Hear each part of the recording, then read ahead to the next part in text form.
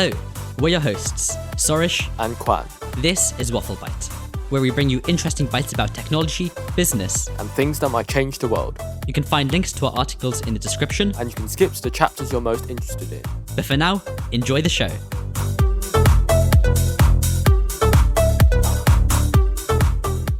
Move-in week.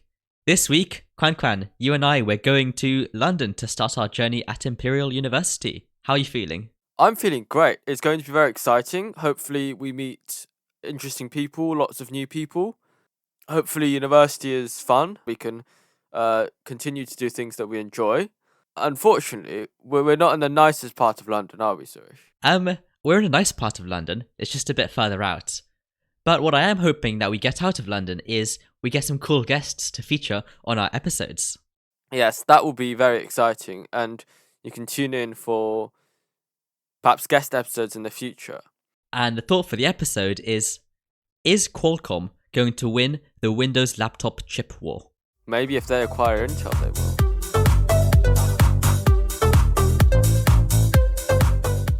The first topic this week is about Nothing's Ear Open. So a few days ago, Nothing unveiled a brand new audio product, the Nothing Ear Open. It's a set of open earbuds, which means they aren't inserted into your ear canal. There isn't a silicone tip for that to happen, but you instead use the rubber ear hook and rest the earbud just in front of the opening of your ear canal. And you might want open earbuds for comfort, because a silicone tip might dig into your ear canal and hurt after a few hours. Or you might want to hear your surroundings, because of course, a silicone tip creates a seal in your ear, which means you can't hear too much around you. Or the final reason you might want open earbuds is because they just stay in better with the ear hook. Over here in the UK, it's priced at £130 and available the day after this episode is released. My first impressions are that I love this thing. The design is cohesive with the rest of Nothing's branding, and it's a design that I personally am a huge fan of. For me, I'm not that into Nothing's branding, maybe not as much as yourself, because it's just plastic. Plastic's not cool. Like, we've had plastic for a long time. It's not that interesting. It's not a great material. And I don't get why everybody loves clear plastic so much. However, what I also don't get is the fact that I don't really see a need for open earbuds. I think these days the focus is on active noise cancellation, better seals with your ear so that you block out noise, and you can have good transparency mode. Certainly Apple have pioneered an excellent transparency mode.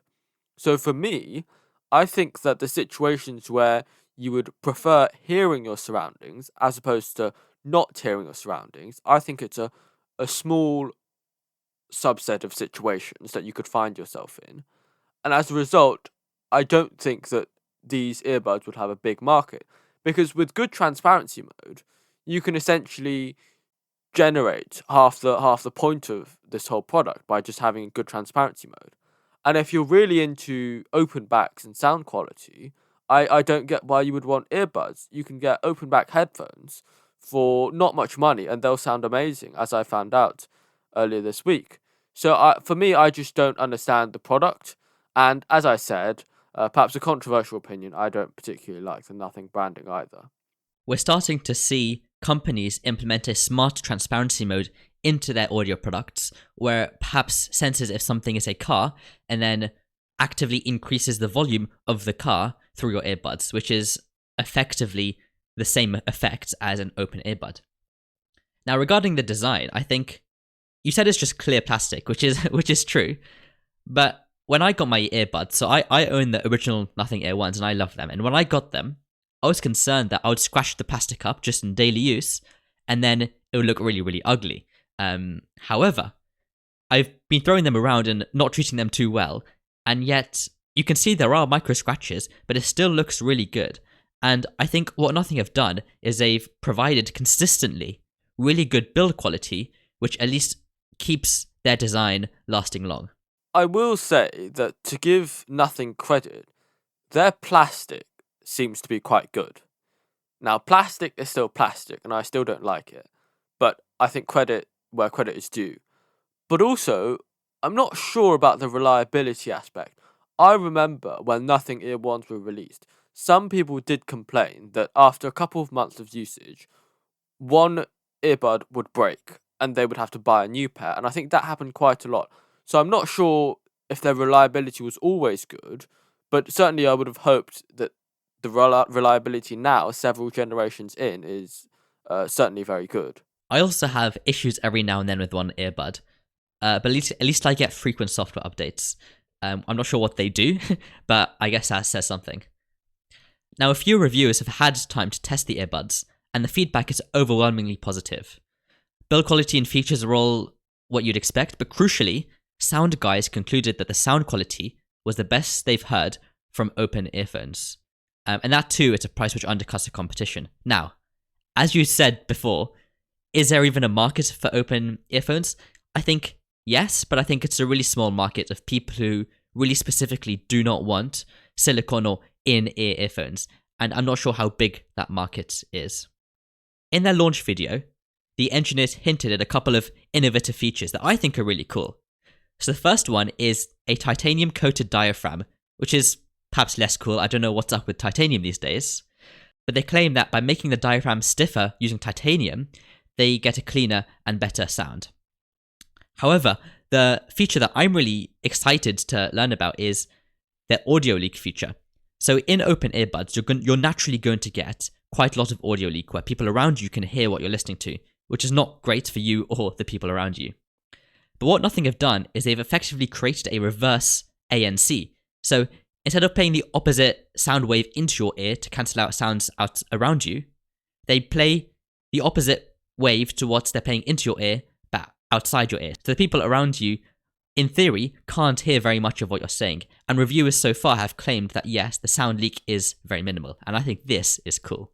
I agree with the sentiment that this seems to be very cool. I don't know if it's actually extremely useful, because what I imagine that this might be used for is, people who purchase bone conducting hearing devices. I know my dad has one, and he claims that he likes to use it when he runs because he can hear the traffic. And I would suggest that you might prefer one of these open earbuds compared to a bone conducting device, because I've heard that they're not exceptional. And so that might be a potential market. And in those situations, I'm not sure you would need reverse ANC.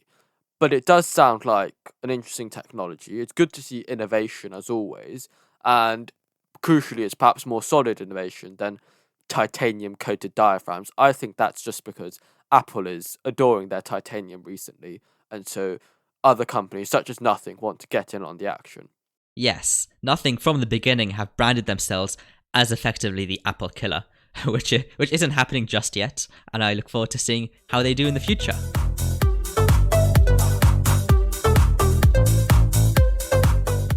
More Telegram news. Following his arrest in France a few weeks ago, Pavel Durov, the billionaire founder and CEO of Telegram, announced some major changes to the service. Essentially, he intends to comply more with law enforcement and has already greatly increased the level of moderation on the platform. Telegram is now leveraging AI to aid human moderators in identifying and removing content which may be illegal in most countries. For now, they're only focusing on public channels, but nothing actually stops them from looking into private channels, especially as many of those are unencrypted, because that's the default setting on Telegram.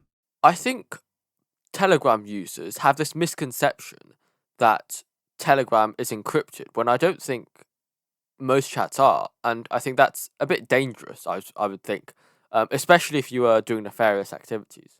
Indeed, these new rules are regarded as the death of Telegram as a privacy-respecting service. However, as you said, it was already consensus in the privacy community that Telegram was not the messaging service to use, and an app like Signal is far better. There are also a few subtle changes to Telegram's policy. For example, Section 8.3 of the Terms of Service used to say that if a court order confirms a user is a terror suspect, Telegram may provide an IP address and phone number to authorities. This paragraph also pointed out that this has, so far, never happened. However, the new policy removes this final sentence, whilst also expanding under what situations Telegram will share private information with law enforcement. So I decided to do a bit of digging myself, because a few years ago I did research into cyber war with a focus on the Russia-Ukraine conflict, and so I'm still in a couple of related Telegram groups. One of the groups is Killnet, which is widely regarded as a Russian state-backed hacking group, and they informed the community of the Telegram updates to their terms of service, complained about them, and interestingly, provided a very long list of precautions to ensure that users are still safe from these new rules, presumably from getting caught for illegal activity. Killnet's posts are now also pretty vague, and they emphasize how completely legal all of their various actions and recommendations are, of course, which is not something they used to do. They even capitalize the word legal. Far more interestingly, however, I took a look at the IT Army of Ukraine's chat, and one of their most recent posts informs the community what the lead hackers are currently targeting, which was a Russian provider of some sorts. I couldn't find out what. And this isn't necessarily an illegal message to write on their community channel, per se, but the final line of the message encouraged the community to help them DDoS this company, and it included a link to a guide on how it can be done. This is a clear violation of the law in most countries, and yet Telegram seems to have kept it, and I have a suspicion that they will continue to turn a blind eye to it. I think this is very dangerous because this is showing that regulators, certainly in Europe, might be more willing to target certain messages that do or don't align with their political agenda. For example, in Europe, there's a big emphasis on helping Ukraine win the war against Russia. And so, the example that you just gave with the IT Army of Ukraine might be viewed favourably, whereas something of a similar effect that was targeting Ukraine and from Russia, that might be viewed unfavourably. And this is essentially the government targeting certain groups and making sure that the preferred political message gets through. And that's incredibly dangerous, not only in the context of Telegram, but on these sites in general. And we see it happen in the US with election season. People are constantly complaining about certain voices being suppressed because of algorithms, because of government interventions, or because of inherent biases in the social media algorithms, because they might be coded by a group of people with a particular political identity. This week I came across the perspective that Elon buying Twitter was great because it essentially gets rid of a significant amount of censorship that is previously on Western platforms. For example, Trump being banned by Meta and the previous owners of Twitter. By Elon owning Twitter, he essentially gives the average person access to this information, and therefore it makes companies like Meta look bad for censoring Trump in the first place. So if we don't have a platform that is truly uncensored, then what Telegram is doing might lead into the bigger issue of not giving the population access to information that should be accessible.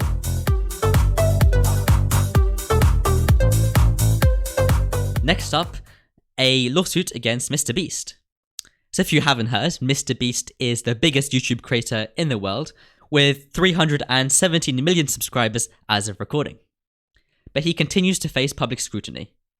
A class action lawsuit was filed last week by 5 contestants of his upcoming Amazon Prime Video show. The contestants remain anonymous and are filing the lawsuit on behalf of all of the other contestants involved in the show. The key issues raised in the claim are all around working conditions of the employees, such as not being given access to required medication at the right time, not being given access to food in a timely manner, doing necessary work for free, which I believe is what a contestant of a game show is legally not allowed to do, and an overall culture of misogyny among the MrBeast crew. Past employees and guests on MrBeast videos have also come out recently and cited witnessing similar things, which suggests that there's an element of truth to the claims made in the lawsuit, and that the culture at MrBeast is flawed, given the sheer scale of complaints. For me, this is extremely unsurprising. And I think if you watch an interview with MrBeast, you can see his work ethic and his dedication to making what he says the greatest YouTube channel of all time. It's incredible. But the crucial thing is, his company is now a very large company. It's not a small company. It's not a startup anymore. So when you hire other people, you simply cannot impose the same standards you have on yourself to your employees. That's just not going to work. And I think companies like his, which grow very rapidly, they often struggle with HR related issues in terms of getting the culture right and not imposing a lot of pressure. Because it's one thing for you to work all day long and sleep in the office, but you can't expect your employees to do that. And when there's this difference in mindset, there's often friction. And that's, I think, what we see with these recent allegations. It's by no means justified, but I think it shouldn't be unexpected. And I think he should resolve to solve these issues in a good manner, in the sense that he should be willing to change his attitude towards his employees. And I think fundamentally what he's doing is very good and we should appreciate it, but he should certainly make some changes. My impression is that he tends to hire what he calls A players, people who are willing to do like 18-hour days if necessary. But crucially, I think the biggest problem comes that he expects his contestants to do the same, and he expects brand new employees to do the same. And these are people who haven't had time to acclimate to the new environment, and to expect them all to do the same and complain when they don't is, I think, just shocking under all accounts.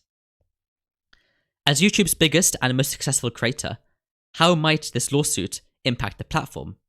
And other YouTubers, they're not so pleased because it reflects badly on all YouTube creators, especially with this lawsuit concerning his Amazon Prime Video production, as it makes him appear unprofessional and unable to do things properly. Interestingly, despite all the backlash MrBeast has been facing, his last few videos have performed in line with expectations and even beat his own records again. There have also been a limited amount of official responses to any allegations made against MrBeast, and the few responses that have been made thus far are simply corporate speak. So I hope that MrBeast takes on more accountability and makes positive changes going forwards, because that will not only reflect well on him, but be better for his staff and any contestants on his shows. But with that, subscribe for a cookie, and we'll move on. And the final topic of the week is an update to the Rabbit R1 LAM. So Rabbit, the company behind the orange AI device, the Rabbit R1, they finally unveiled their large action model, or LAM. It's been 6 months since the device itself was launched, which received gallons of bad press due to the overpromise, underdeliver of the tech, and the question that this could just be an app. An LAM, or large action model, is what Rabbit claims is an AI model which can essentially learn behavior and replicate it, and so it can take actions itself. So while so far AI systems can mostly just speak to us or analyze data, Rabbit are claiming that their LAM will be able to actually do things and interact with websites and other services, which is going to be quite cool if it does work. And this LAM will be pushed to R1 users on the 1st of October. Now, I think a LAM is incredibly powerful, and especially the demos that Rabbit showed us, they were impressive. But today I want to talk a bit about Rabbit's response as to why the R1 cannot just be an app, because this is very interesting. So I'm going to quote founder and CEO Jesse. "If you do the math, it doesn't make sense. Yes, it's technically achievable, but you're going to piss off Apple and Google from day one. They will never let this be better than Siri or Gemini, just like there's no way Apple Intelligence is going to control Google stuff better, or vice versa. And they take 30% of revenue. If at the beginning we just built an app, we'd never have this momentum." I think these are all valid claims. It's a duopoly of Apple and Google, and Rabbit could be crushed with a single policy change if they were to make an app. The momentum is also important, especially for a consumer-facing startup like Rabbit. I think Rabbit have more momentum than they deserve. Because if you consider the product itself, to me, it doesn't do much, right? It's just a piece of plastic that doesn't do much. You'll probably play with it for a bit and you'll put it on a shelf or you'll, put it somewhere. And so to me, it's like a Funko Pop or a Lego collection in that, and in fact, it might not even go up in value like the other two were. So to me, I don't see why certain people take a great interest in this product. I think overall it seems like a massive waste of time for everybody involved, and it's never going to amount to anything significant. You seem to not be such a fan of plastic. Well, it's terrible. It's bad for the environment. It's not a nice feeling material. I'd rather not use it if I don't have to. So, I hate plastic. Anyway, Jesse is portraying Rabbit as the underdog, as if they're representing the people against big tech. And I do think it's important to have AI systems independent of big tech. However, it should be noted that at least for now, the LLM that Rabbit extensively uses is a mix of Perplexity, ChatGPT, and Llama, although their large action model does appear to be a custom solution. Personally, I'm still trying to get myself access to a Rabbit R1, and we'll see how that goes. Today, we're going to take a closer look at Ticketmaster.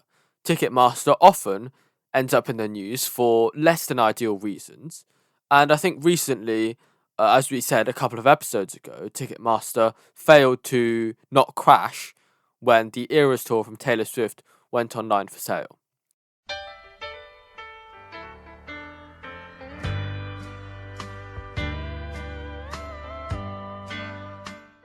Ticketmaster was founded in 1976 by two college staffers and businessmen to sell ticketing hardware and to license corresponding software.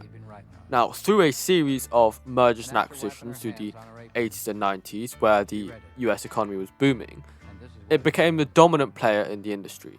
Here's your ticket to sporting events, shows, concerts from Ticketmaster and Sunmark. From the Fargo Dome to the Metrodome to the Hoosier Dome, to local, regional, and national sports, concerts, and performing arts, shopping for tickets is as easy as shopping at Sunmark. For events in North Dakota, Minnesota, and across the nation, come to Ticketmaster, the world's leading computerized ticketing service. Ticketmaster, at the customer service counter in all 6 Sunmark stores. That's the ticket.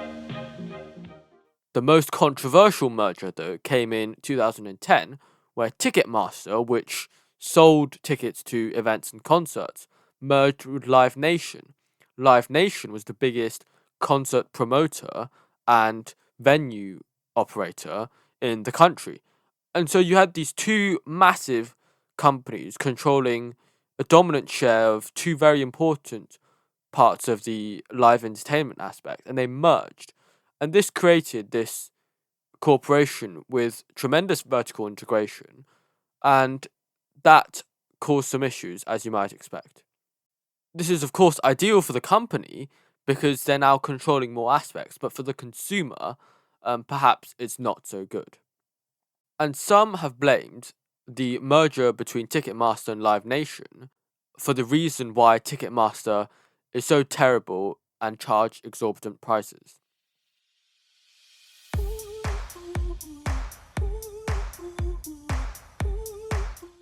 People often like complaining that Ticketmaster is the cause of all evil, that they can't buy a ticket that they want, and that the tickets are very expensive or even sold out. But actually, a significant reason for this is because of supply and demand. For most concerts that people want to go to, there is more demand than there is supply. In other words, more people want to go to this concert than there are spots. And so some people can't get tickets. But who should that be? Free market economists would argue that it is those who want to pay the most. So, they would argue that we should have an auction for each and every ticket, and the highest bidder should then be able to buy it. But there are several issues to that, and it's probably good that that's not the system that we have. Artists don't want to charge extortionate prices for tickets because this alienates fans and gives them bad press as artists. In addition, the wealthiest consumers who are most able to pay, they might not actually be the biggest fans. They might not be the ones who really want to go to the concert as much as some diehard fans who are perhaps less well off. Now the problem is, you could argue that tickets are commodities, and commodities can be traded, they can be sold and they can be bought. So a ticket arguably is worth its price on the resale market, and this price can be massive. And some will think, can't I buy tickets for a low price on Ticketmaster and then sell it for what it's actually worth on the market for a very high price? And this is exactly what scalpers do. Because artists don't want to price fans out of concerts, they set prices lower than the market values. Scalpers, who often employ the use of bots and multiple accounts and some fancy technology, are able to buy these tickets and sell them on resale websites, including actually Ticketmaster itself, for a profit. Now incidentally, as I'm sure you'd know, Sourish, I'm a huge fan of behavioural economics, and they suggest that people don't act purely rationally in their own interest, and can sometimes behave irrationally. In other words, people are stupid. A lot of the times people are stupid. So Sourish, given that you seem to be a Swiftie, would you buy a Taylor Swift ticket for £2,000? In my current position, nope. But say you bought a Taylor Swift ticket for, say, £300, which is a bit more reasonable. Would you then sell this ticket for £2,000? I feel like I know what your point is, because no, I wouldn't sell my ticket for £2,000. Exactly, but if you wouldn't buy one for £2,000, then logically, this ticket is worth less than £2,000 for you. So if you can get £2,000 for it, you should be willing to sell it. But actually, most people in your position would not sell it. And this is what behavioral economists like Richard Thaler call the endowment effect, where you value something you already have more than your market price, or are not willing to sell it. I think a nuanced flaw with that argument is that, for example, if I am to lose £2,000 to buy this ticket, then suddenly my quality of life and the amount of extra money I have to spend on other things decreases by a significant amount. However, if I am to sell the ticket for £2,000, then my quality of life doesn't increase by a significant amount, and importantly, I haven't planned to spend an extra £2,000 in my life. So I think that losing £2,000 is a bigger deal than gaining £2,000. Yes, it is. That's actually a very valid point. And actually, behavioral economists also study that. And they suggest that losing is about twice as more painful as gaining. In other words, if you, say, buy a stock, if it goes down 10%, it hurts twice as much as if it would go up 10%. But anyways, behavioral economics aside, even though these supply and demand effects are real, and it's very true that they exist, people still hate Ticketmaster.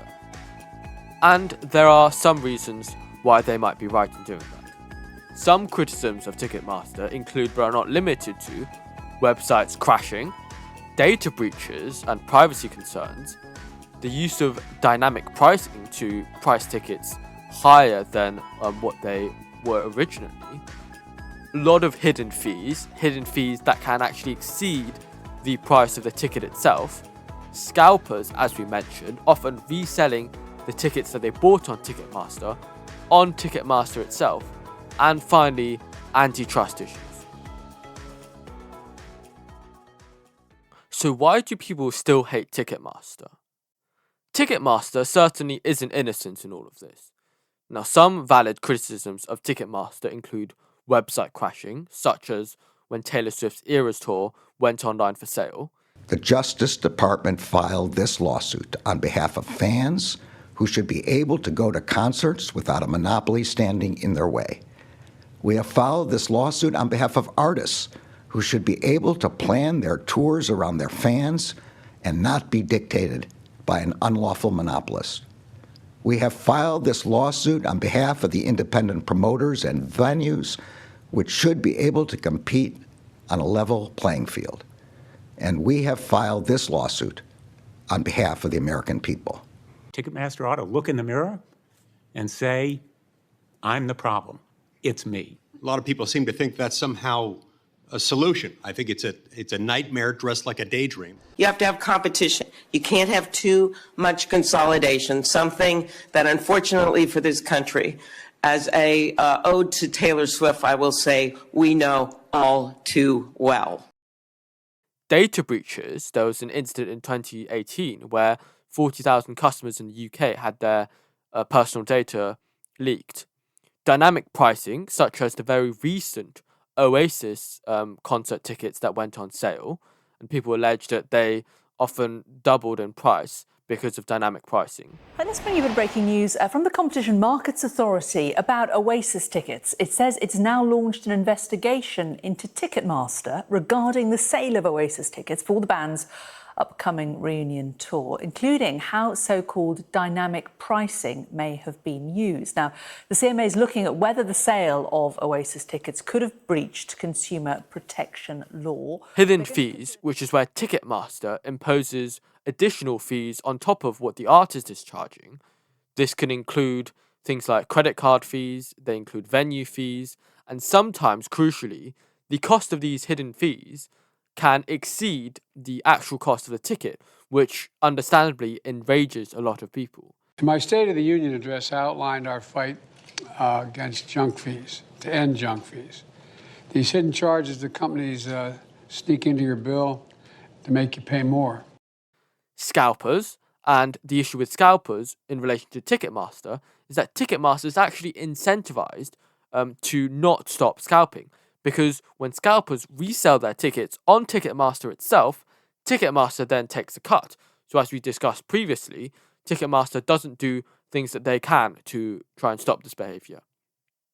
And finally, antitrust issues. Now, back in 2009, when Ticketmaster first proposed to merge with Live Nation, some people, particularly those in the music industries, raised concerns that this could have potential antitrust implications, and it could decrease competition and raise prices for the consumer.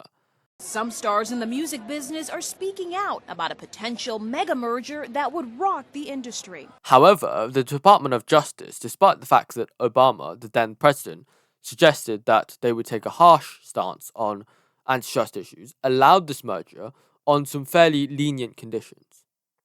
Since then, scrutiny has ramped up when in 2020 they were fined $3 million. And earlier this year, the Department of Justice and 29 US states sued Live Nation and Ticketmaster, trying to break up this organization. This is part of Lina Khan's antitrust overhaul, which I think is long overdue and in the opinions of many very justified. And we'll see what the court system in the US says about Ticketmaster's merger with Live Nation. And I suspect there'll be a strong reason to break up these two companies because of the anti-competitive behaviour that they exhibit.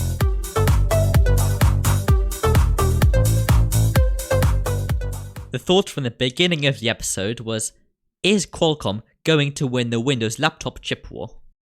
But first, we'll take a brief look at the history of Windows on ARM. Microsoft's first attempt at creating an ARM-compatible Windows came in 2012 off the back of Apple's iPads. And Microsoft worked with Qualcomm to create an ARM-based Windows 8 operating system. That failed, mainly due to lackluster app support. But they tried again in 2017, and they did do a far better job, and they actually included some emulation software this time. But there was still lackluster support and adoption across the board. In 2019, however, Microsoft released the Surface Pro X, which was their own take on a Windows ARM-based laptop. The device itself was great, and I actually really wanted one, but once again, support was quite poor. And even after they released a second one in 2012 with the updated SQ2 chip, it still flunked. But that's when Apple came onto the scene, because in late 2020, they released the M1 MacBook Pro. And as Apple's M lineup became hugely successful, Microsoft finally decided that they should go all in with ARM and make a final, non-half-baked attempt. So they got laptop OEMs on board and worked to create a mostly seamless emulation experience. Crucially, they provided a level of exclusivity through the Copilot Plus branding and leveraged the slipstream of the AI hype train, though I'm not sure to what extent that was the reason that people were buying these laptops. Back in June, the Qualcomm CEO claimed that it was realistic to expect ARM to take over 50% of Windows market share within 5 years. But in fact, Some OEMs predict that 60% of their sales will be from Snapdragon laptops within just 3 years. In terms of sales figures, I think that 50% and 60% are very ambitious. The reason I say that is because people are fundamentally resistant to change. So this can be consumers who don't know who Qualcomm are mostly and would rather prefer Intel or AMD, who are actually making very competitive chips with Snapdragon. So it's not like Snapdragon is miles better in any form. And secondly, and more crucially, a significant amount of the Windows market share on laptops is driven by enterprises and IT managers at big corporations. And these people, they're not going to switch to Snapdragon just because of your Copilot button on your keyboard, right? They need to make sure that these systems are reliable. They're going to work with all the apps that an organization might use. And so I think that there will be a significant hindrance to adoption of the Snapdragon laptops because of that. And so overall, I don't think that you'll see such market share at all. I disagree there because I think Microsoft have actually done a pretty good job at making the transition quite seamless. And in fact, if I'm to think of an environment, for example, like a school, then pretty much, well, every piece of software that a teacher may want to use is either available natively on ARM or it's very, very likely to work on emulation. But I think that point is more about not rejecting ARM as an option, as opposed to endorsing it as a better option than Intel AMD, because equally, Intel and AMD can also provide what you just said. A few months ago, it was an excellent idea to endorse these Snapdragon chips. However, we're seeing, especially with Intel's latest Lunar Lake, they're beating Snapdragon in every regard except multi-core performance. Like they're beating the battery life and they're even beating Apple's M chips. They have the compatibility of x86. They have high single core and everything. So as of today, I think it still doesn't really make sense to go for an ARM laptop unless you happen to get some massive deal on it. But will x86 eventually plateau in efficiency? Is the architecture just fundamentally not efficient enough? And so does ARM have more longer-term potential on Windows laptops? I think this gets into the CISC versus RISC debate, and microarchitecture is probably not something we have the expertise on. But I will just say that people were saying exactly that a couple of years ago when Intel were stagnating on their 14nm node and releasing what were essentially the same chips year over year. But actually, what we saw was competition drove innovation. And ever since AMD came to the table to compete, Intel got their act together and they've made much better x86 chips, as you said, with Lunar Lake doing tremendously well, beating some of the competition. So I'm not entirely sure that this is to do with a plateau. I think there will be challenges in all places. But crucially, when the competition is going ahead, I think that gives you motivation to improve and innovate and find better solutions, given your limitations, which might be x86, to make a better product. And I think that will continue to be the case, hopefully for the foreseeable future. As Windows laptops are fundamentally mobile devices, I reckon ARM will ultimately prevail, as it is a fundamentally more efficient architecture. And so, unless you want a portable workstation or a gaming laptop, in which case arguably the GPU is more relevant, then I don't think x86 has a very long-term future in the space. But as you pointed out, Intel are now trying some new things.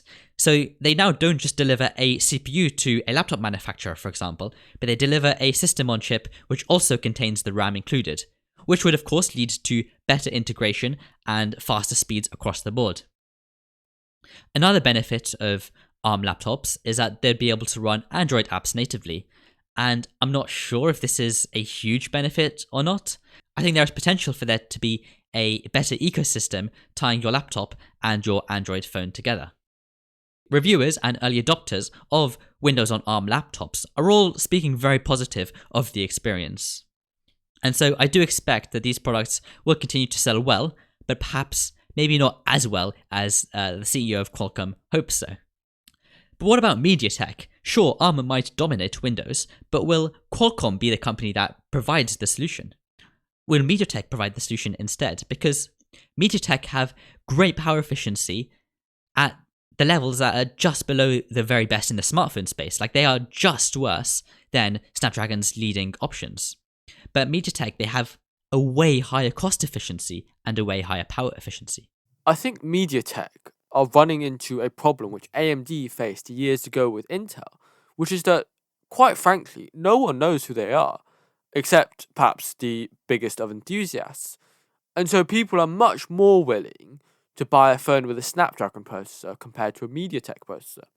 I think it doesn't help that previously their processors had less than ideal battery life because they were not very efficient. And certainly my dad has a phone with a MediaTek processor, which he claims is not very power efficient. So I think they need to overcome this image that they have. They are making great products, only that it is for the lower end of the market, or rather not the flagship models, and so they don't get the media coverage that they perhaps deserve. MediaTek are prevalent in IoT devices, and for example, they claim to have a 65% market share in CPE hardware, which is essentially like consumer internet devices such as routers and modems and things like that. And MediaTek, they're actually growing well in the chip space with, I think, they had a 70% year-on-year gain with the revenue from their Dimensity 9000 series. And that is quite good. So I'm really hoping that Qualcomm doesn't just become a monopoly for Windows on ARM, and that MediaTek does step up to this, because I think they have the engineering power to do so. Isn't it crazy that in a couple of years' time, we very well could see MediaTek have a greater market capitalization than Intel? I think MediaTek is just everywhere. Yes, MediaTek make chips where you don't expect them to be. Like in your toaster, maybe not your toaster. Or maybe my brand new GAN charger. Yes, or maybe in your smart fridge, there's a MediaTek processor. MediaTek have been hyping up their laptop chips for Chromebooks, and they do seem to be very promising. And so if they just take that extra step to Windows laptops, I think we're going to see some cool stuff.